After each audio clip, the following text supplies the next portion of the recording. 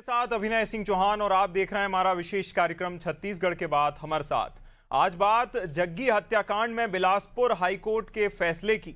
छत्तीसगढ़ के बहुचर्चित राम अवतार जग्गी हत्याकांड मामले में पूर्व मुख्यमंत्री अजीत जोगी के बेटे अमित जोगी को उम्र कैद की सजा सुनाई गई है।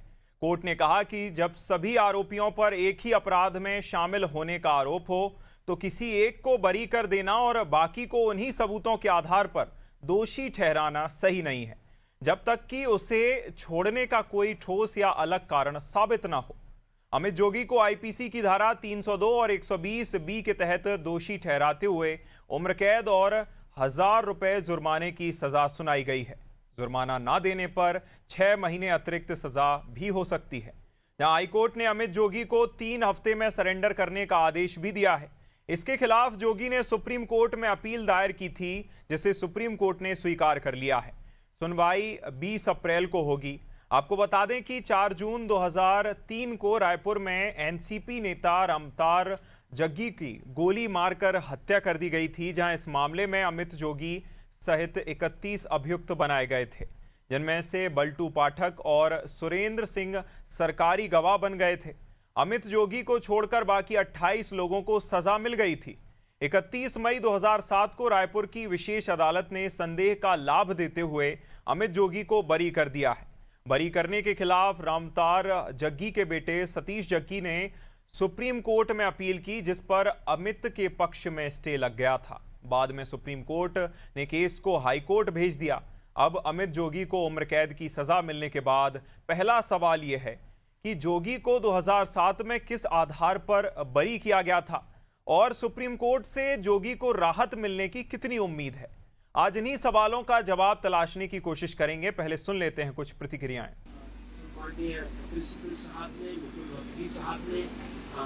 विवेक तनखा साहब ने, सिद्धार्थ दवे साहब ने, इन सब ने मिलकर बात रखी कि किस प्रकार से मेरे साथ लगातार अन्याय हुआ है।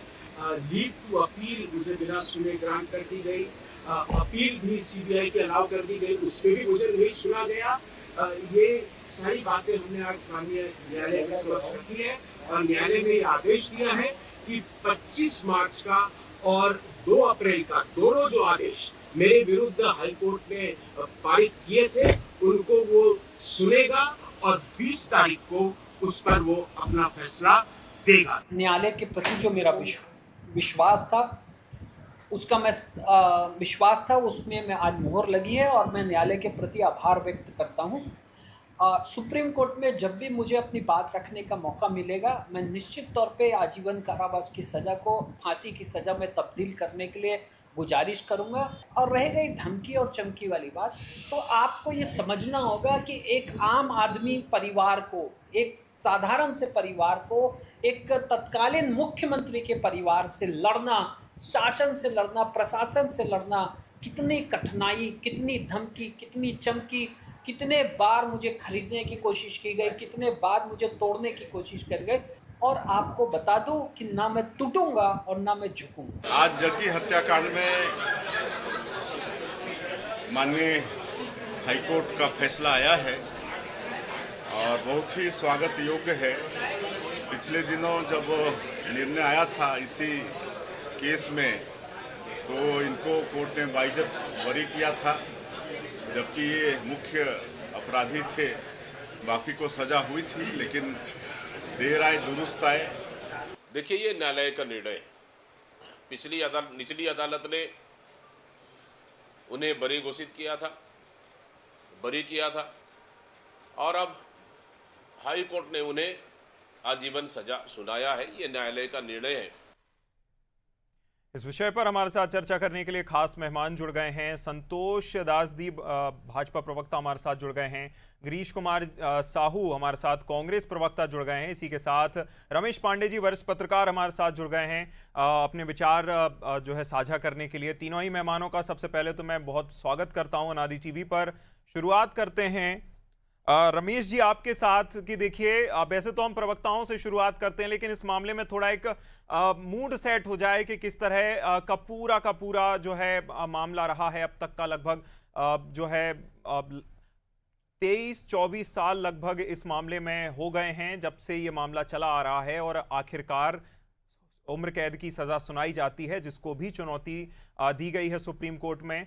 रमेश जी, मोटा मोटा आप बताइएगा कि क्या पूरा मामला शुरुआत से आखिर तक रहा था और किन किन मामलों पर ये लगा कि यहाँ अन्याय हुआ, यहाँ अन्याय हुआ, यहाँ स्टे लग गया। एक पूरा का पूरा आप थोड़ा ओवरव्यू अगर दे दें तो। देखिए अभिनय जी, ये पूरा घटनाक्रम जी पॉलिटिकल रंजिश का रहा है, राजनीतिक दुश्मनी का जो सिनेरियो स्थिति रही, उसका परिणाम ये रहा कि राम अवतार जग्गी जी की हत्या हुई और अमित जोगी समेत 30 लोग उस केस में वांटेड किए गए और समय समय पर न्यायालय के फैसले आए। जिस दौर की बात चल रही उस समय छत्तीसगढ़ में अजीत जोगी जी जो पूर्व मुख्यमंत्री रहे और विद्याचरण शुक्ला जी कांग्रेस के बहुत ही प्रभावशाली नेता रहे, दोनों के बीच में गुटबाजी चरम पर थी और किन्हीं कारणों से कांग्रेस से नाराज होकर के विद्याचरण शुक्ला जी ने नई कांग्रेस बना ली थी। उस पार्टी में राम अवतार जग्गी को प्रदेश में कोषाध्यक्ष की भूमिका मिली थी। और जिस दौर की बात जब घटनाक्रम हुआ उस समय जो जानकारी हमारे समझ में है कि जिस पार्टी को विद्याचरण शुक्ला जी ने बनाया था, राष्ट्रवादी कांग्रेस पार्टी, उसका कोई बड़ा कार्यक्रम छत्तीसगढ़ में होने की तैयारी चल रही थी, जिसमें राम अवतार जग्गी बहुत प्रमुख भूमिका में थे, या कहिए कि वही संयोजक की भूमिका में थे। जिस बात को लेकर के अजीत जोगी का गुट नाराज था और राम अवतार जग्गी अजीत जोगी के गुट के निशाने पर थे। इसी बीच उनकी हत्या हो जाती है और उस हत्या में अमित जोगी समेत 30 लोगों का नाम सामने आता है और लंबी न्यायिक प्रक्रिया के बाद उसमें जैसा आपने बताया कि 2 लोग सरकारी गवाह बने, उसमें बाकी जो बचे थे सबको सजा हुई और अमित जोगी को लोअर कोर्ट से बरी कर दिया गया। तो सवाल ये जरूर उठता है कि सेम सर्कमस्टांसेस, सभी चीजें एक ही प्रक्रिया सभी अभियुक्तों पर थी, उसमें बाकी दोषी पाए गए और एक व्यक्ति निर्दोष कैसे हो गया। सवाल थोड़ा लाजमी था।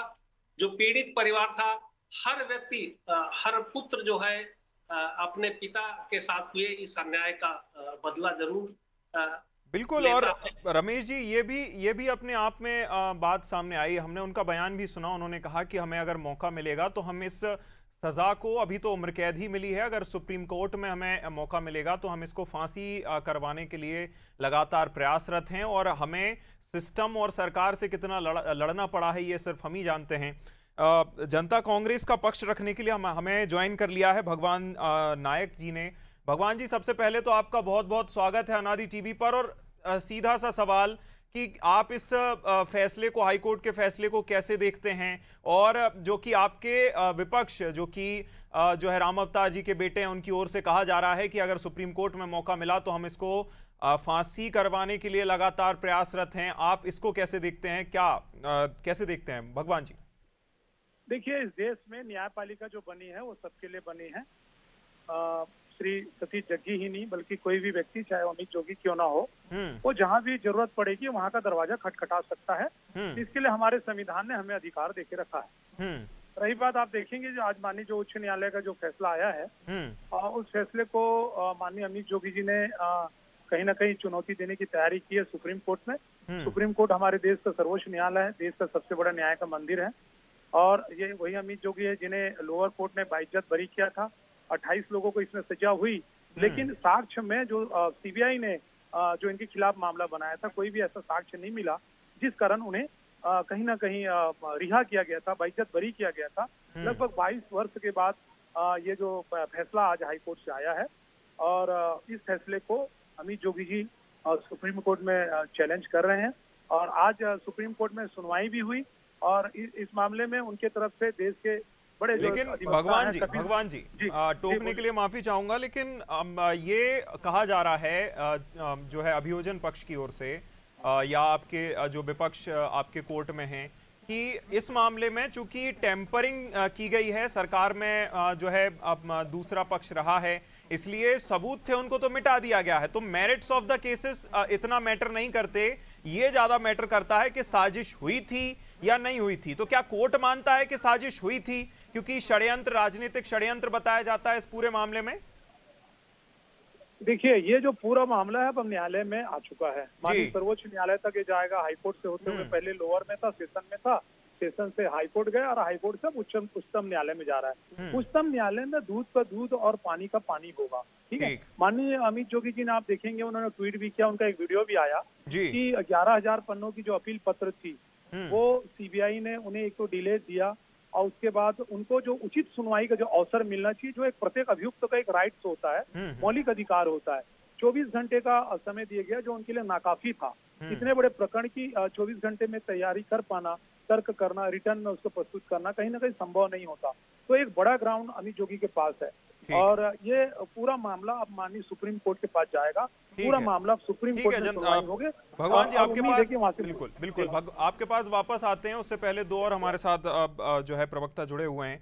संतोष जी, एक छोटी सी प्रतिक्रिया। मुख्यमंत्री ने तो बड़े जो है स्वागत योग्य इस फैसले को बताया है, क्या पक्ष है, आधिकारिक पक्ष है भाजपा का इस मामले में?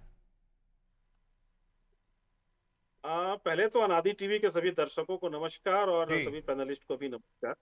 और देखिए, ये न्याय की जीत है और 23 साल बाद जाकर के राम अवतार जी जो एनसीपी के बड़े नेता थे, उनके बेटे सतीश जग्गी को न्याय मिली है, उनके पूरे परिवार को न्याय मिली है। और देखिए, हाई कोर्ट के निर्णय का हम स्वागत करते हैं और हाई कोर्ट ने जो फैसला लिया है आजीवन कारावास होना चाहिए। और वास्तव में ये बहुत गंभीर घटना है। और यदि मैं याद दिलाऊं कि 2003 में जब अजीत जोगी की सरकार थी और ये हत्या की घटना जब सामने आई और जिस तरीके से ये हत्या की गई और उसके पश्चात पूरे छत्तीसगढ़ में एक भय का वातावरण निर्मित हुआ और उस कांग्रेस सरकार ने जो माफिया राज, जो भय का राज पूरे प्रदेश में बना करके रखा, मुझे लगता है वो बड़ी चिंता का विषय रहा।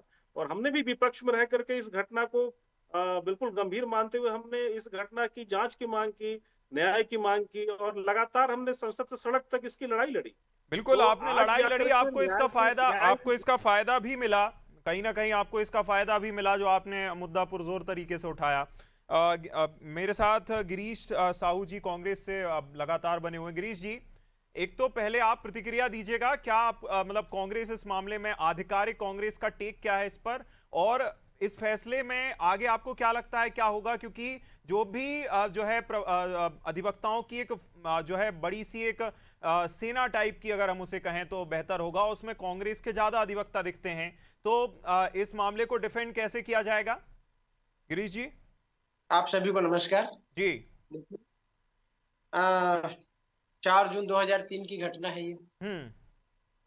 एनसीपी नेता स्वर्गीय राम अवतार जग्गी जी की हत्या में जनता कांग्रेस के नेता आदरणीय अमित जोगी जी को आजीवन की सजा हुई है।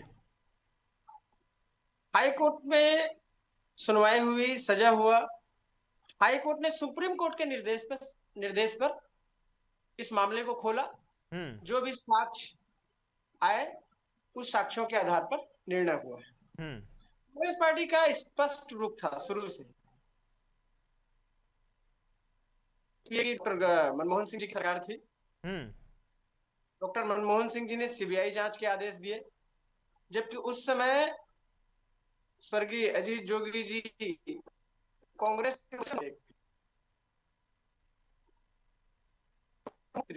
गिरीश जी, आपका कनेक्शन में जी, गिरीश जी आपका कनेक्शन कुछ कमजोर लग रहा है। मैं टेक्निकल टीम से कहूंगा कि उस कनेक्शन को थोड़ा दुरुस्त किया जाए।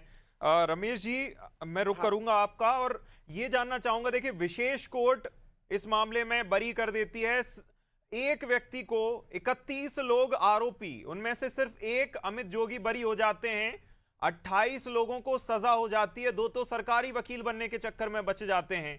आपको क्या लगता है आगे जिस तरह से कोर्ट दर कोर्ट इस मामले में फैसले बदलते चले जा रहे हैं, सुप्रीम कोर्ट में कोई राहत मिलने के आसार हैं? रमेश जी। अभिनय जी, अब कोर्ट पर हम लोग कोई टिप्पणी नहीं कर सकते जी। और कोर्ट का सम्मानजनक स्थान है, लेकिन निश्चित रूप से ये अधिवक्ताओं की टीम पर निर्भर करता है कि वो कैसे प्रेजेंटेशन कोर्ट के सामने रखते हैं, क्या क्या बातें रखते हैं। अब देखिए, जहां तक बात आती है कि ये मामला सुप्रीम कोर्ट में गया है, तो सुप्रीम कोर्ट में मामला पहले भी गया है, क्योंकि हाई कोर्ट ने सुप्रीम कोर्ट के निर्देश पर ही कार्रवाई किया है और हाई कोर्ट ने जो डिसीजन दिया है उसमें निश्चित रूप से दोनों पक्षों की बात सुनी गई होगी। मेरे ख्याल से एक फैसला नहीं हुआ हो। अब ठीक है, अगर किसी को लगता है कि इसमें कुछ गलत हुआ है तो सर्वोच्च न्यायालय में मामला गया है। 20 तारीख को वो भी दूध का दूध पानी का पानी सामने आ जाएगा। क्या ठीक है भगवान जी, जिस तरह से कहा गया, देखिए गिरीश जी ने भी कहा और रमेश जी ने भी कहा कि सुप्रीम कोर्ट ने ही केस हाई कोर्ट को भेजा था और उस पर अंततः जो है सुना दी जाती है आजीवन कारावास की सजा।